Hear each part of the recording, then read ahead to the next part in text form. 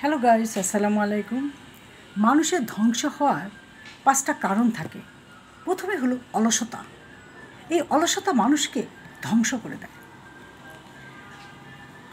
আমি আবার আপনাদের মাঝে উপস্থিত হয়েছি। আশা করি আপনারা সবাই ভালো আছেন। আমার কথাগুলো যদি ভালো লেগে থাকে সাবস্ক্রাইব করে বেল বাটন টিপে দিন, বেশি বেশি শেয়ার করুন। মানুষের জীবনের অলসতা মানুষকে ধ্বংস করে দেয়। কোনো কাজে তাদের কোনো ইচ্ছা থাকে না, কাজ করতে চায় না, কোথাও যেতে চায় না, শুধু অলসভাবে জীবনটাকে অতিবাহিত করতে চায়। এই অলসতাই মানুষের জীবনকে নষ্ট করে দেয়। অতিরিক্ত নারী আসক্তি জীবন মানুষকে ধ্বংস করে দেয়। নারীদের পিছে ছুটে বেড়া, মেয়েদের পিছনে টাকা নষ্ট করা, সময় নেই অসময় নেই, নারীদের পিছে ছুটে বেড়ানোটাই পুরুষের ধ্বংসের আরেকটি কারণ।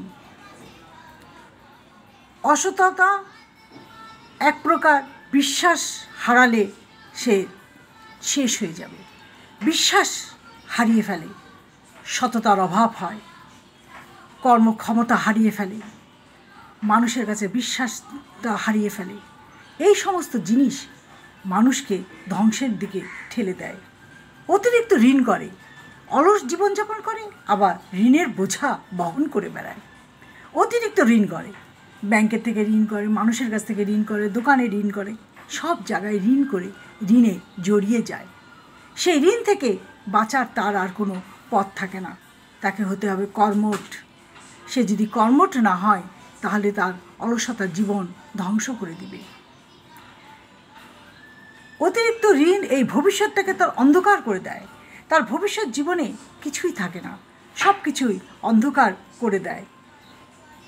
খারাপ সৎসঙ্গে সর্বনাশ, সৎসঙ্গে স্বর্গবাস, অসৎসঙ্গে বড় সর্বনাশ।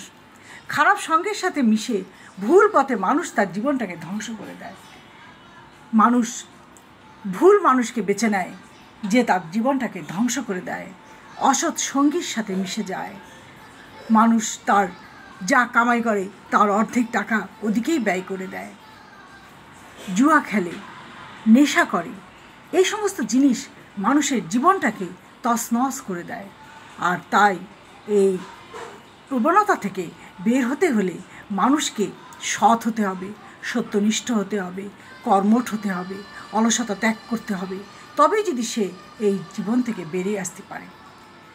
একে তো সে এই জীবনে পা দিয়েছে, 2 নম্বর বিয়ে করেছে, সন্তান স্ত্রীকে নিয়ে অথই সাগরে ভাসছে।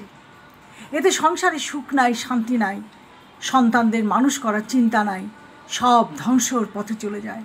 সন্তানদের ভবিষ্যৎ অন্ধকার হয়ে যায়, নিজের জীবনটাও অন্ধকার হয়ে যায়। তাই বলছি, এইসব সৎসঙ্গ ত্যাগ করুন, নিজের জীবনটাকে সুন্দর করে গড়ে তোলার চেষ্টা করুন। তাহলে হয়তো আপনি আপনার জীবনে সুখ দেখতে পারবেন, তা নাহলে অথই সাগরে ভাসতে থাকবেন। আজ এই পর্যন্ত। ভালো থাকেন, সুস্থ থাকেন। আল্লাহ হাফেজ।